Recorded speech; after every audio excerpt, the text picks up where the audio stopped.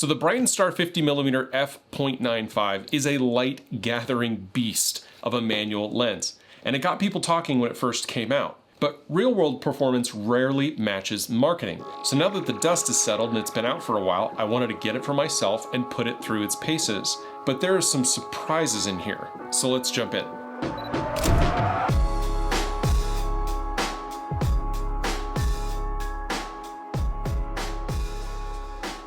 So first things first, from the moment that you unbox the Brightin 50mm, there's a reason that people notice this lens. It kind of demands attention. Now, the retro aesthetic is pretty clear. It borrows its visuals from kind of old school, old world lenses like Leicas or Canon FD lenses. But it doesn't just copy the past. The all-metal build gives it a contemporary, solid feel, which I very much appreciate. And during initial inspection, the heft, the weight, it definitely stands out. This is not a lightweight lens masquerading as being premium. There is a lot to like here. The anodized metal on the mount in the back is precise and secure, which I very much appreciate. And I also appreciated that it is an RF mount. No adapting necessary. So if you're shooting on Canon or any of the other major brands, you can get native mounts. The aperture and focus rings are a highlight on this lens. The aperture is clicky and deliberate. Feels so good. Listen to that.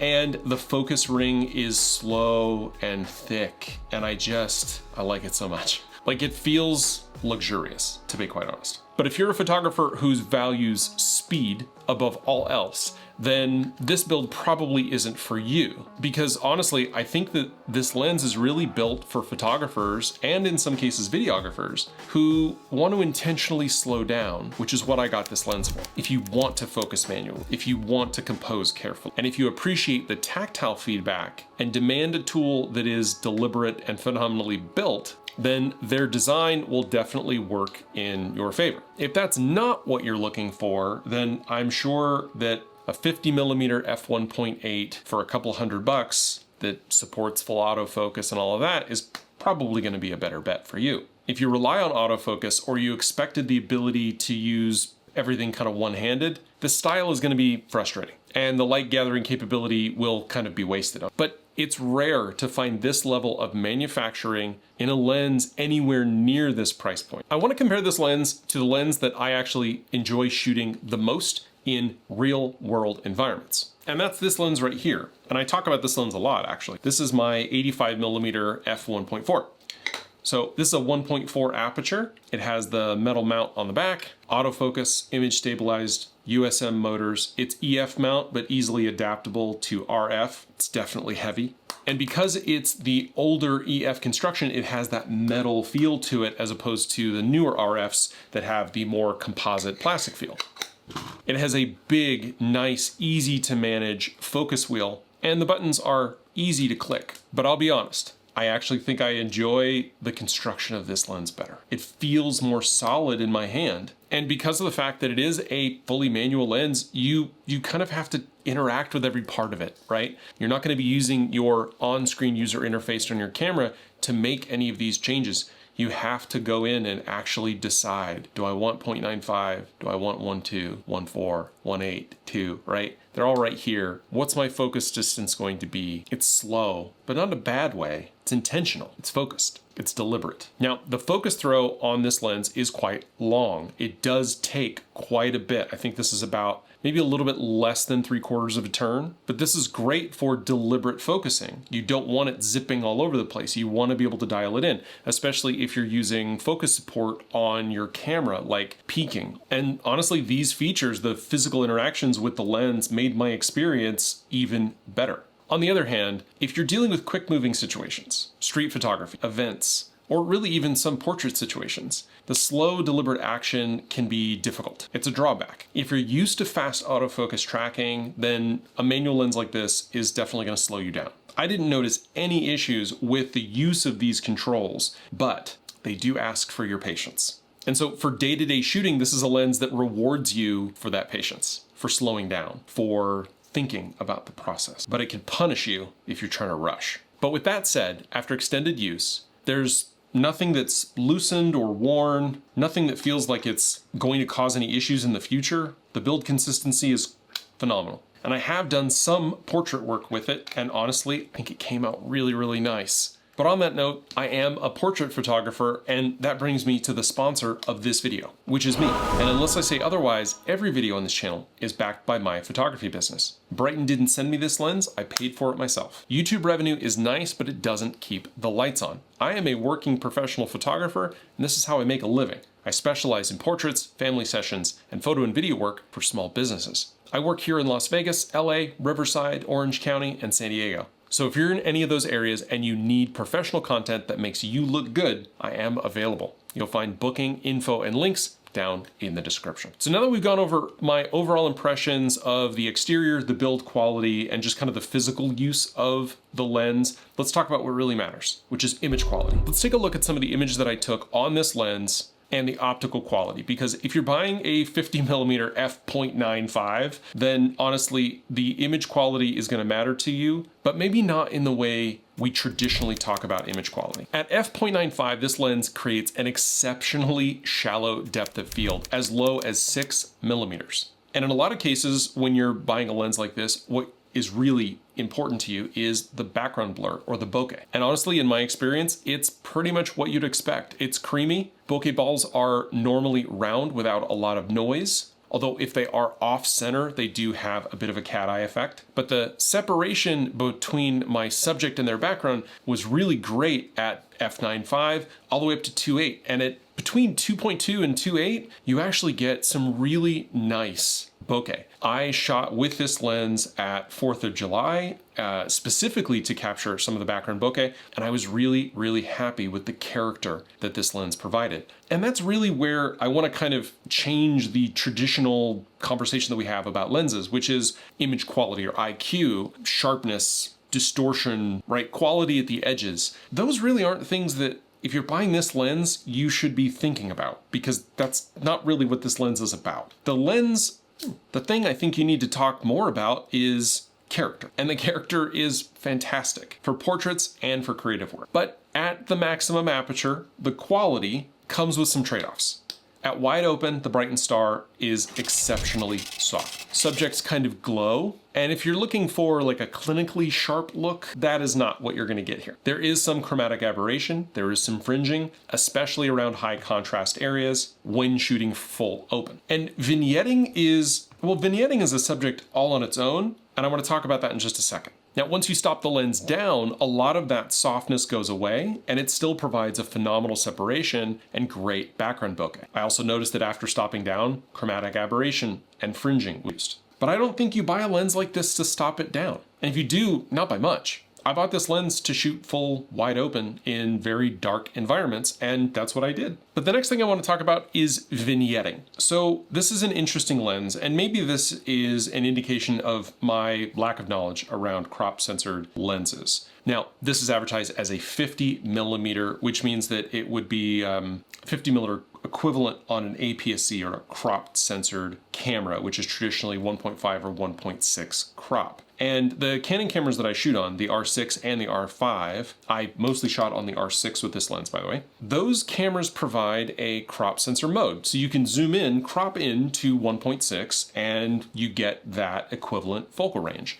And honestly, cropping in to 50mm on this lens at 1.6 on the R6 and the R5 was great. It worked phenomenally. And 50mm is a tighter, kind of standard zoom look. I think it's one of the most common focal ranges that most photographers shoot in. But if you don't crop, I was actually pleasantly surprised at how much of the imaging circle is still visible on a full frame sensor, almost all the way to the top. So my strategy actually in shooting on this lens was to shoot without the crop. And then I cropped in post, and I found myself cropping at 1:1 or 5:4 and preserving a lot of the sharp detail and resolution. Now, you still get all the character. You're still gonna get some vignetting in the corners, especially. But again, that was something I was expecting to get anyway. The vignetting is almost completely eliminated when you use the 1.6 crop, and I'm sure it would be if I were to put this on a crop censored camera. But I wanted something different. I wanted something kind of weird. And I got that for sure. Now, there's definitely quite a bit of distortion when you shoot up close, but with a little bit of distance from your subject, and I used the 1-to-1 crop marks that you can put on your Canon camera, and I was able to frame and compose. And again, because of the speed of the focusing and because of the time that you have to take, that also gives you a little bit of time to think about your composition. And so that was actually quite helpful as well. But I found that when using the full frame mode on my camera and then cropping in post, I was able to get a considerably higher resolution image. And if I wanted to crop into a tighter field of view closer to a 50mm, I could do that if I wanted to, but I didn't have to lose all those pixels in advance. And again, if you stop down to about f2, you get phenomenal sharpness. Color and contrast were solid. I didn't find anything to be oversaturated or washed out, especially when you stop down by just a little bit. And the bokeh remains consistent and attractive even at the full aperture range. In harsher lighting, flare is moderate, but I wouldn't call it out of control. And again, you kind of want a little bit of flare on a lens like this. But there is some barrel distortion, so you do want to make sure that you're you're managing your distance. So I'm curious, let me know down in the comments, are you more about that like technical perfection, or are you looking for some character? How do you balance character and sharpness quality? Let me know down in the comments. Real quick, if you're enjoying the content here, I'd really appreciate it if you become a channel member. You'll get access to my Lightroom preset packs, my LUTs, as well as custom motion graphics that I've created for myself as a photographer here on YouTube. You'll also get priority comments, early release videos, live VIP videos, and chat. But first, I want to take you through just a few of the Lightroom presets that we have in the Spring Tone kit. This has been the pack that I've been using all spring when shooting my clients, starting with Daybreak, which brings just kind of a warmth to the image, as well as Glow Line, which is just a little bit cooler. I also love Tidefall, which kind of deepens things, really separates out the background, and Sunset Veil, which is again a little bit more on the cool side, but I really, really like this preset. So again, if you want to support the channel and what I'm doing here, go ahead and become a member. You'll get that LUT pack for free. I'm not selling that anywhere. And again, it is $1 to become a member.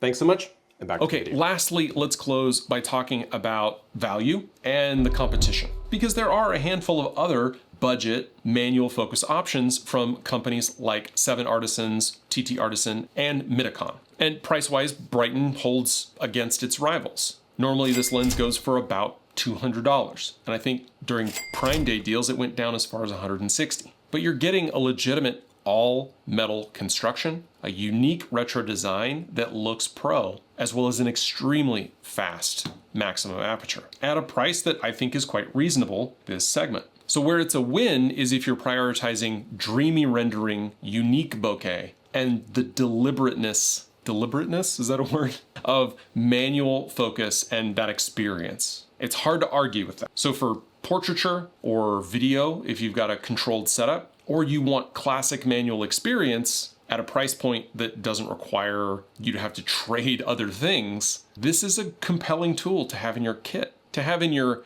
art set. But where does this lens come up short? Well, if you need autofocus, honestly, and if you need image stabilization, you should skip this lens entirely. If you're expecting corner-to-corner sharpness while wide open, really if you're expecting any kind of sharpness wide open, or if you're looking for glass that can handle kind of critical technical work on a daily basis, especially with video, this is not going to be the lens for you. The slow manual controls mean that wildlife, sports, dynamic events, even on the portrait side, if you were shooting children, I would say this is not the lens for you. But in my real world experience and testing, this lens goes beyond the kind of traditional marketing language and offers an authentic manual shooting experience for a niche audience. It absolutely earns its place as a creative tool in a kit for a portrait artist, for a filmmaker. I mean, you could absolutely throw a focus system on here, but if you're an artist or filmmaker who appreciates vintage process, this thing is great. But it's not a do-everything lens, and I would definitely call it a specialized tool that does exactly what it claims. Now, if you've ever shot with a super wide lens like this, an f.95 or similar, I'm interested to hear what you think of the Brightin and how it stacks up against some of those other lenses. Drop your thoughts down in the comments, especially if you have experience working with these lenses side by side. And I'll mention again, Brightin did not send me this lens. I purchased this with my own money, but I do have an affiliate link down below if you want to check it out. Additionally, if you do want to support what I'm doing here, you can consider becoming a channel member. You'll get access to those exclusive resources and LUTs, as well as highlighted comments and members-only live videos. If you're looking to book a photo or video session with me, all the details are down below, as well as all of my gear links. But as always, the easiest way to support the channel is just to hit the like button, hit subscribe. Those are both free and they go a long way to help me out. Thanks again for watching, and I'll see you in the next one. Bye.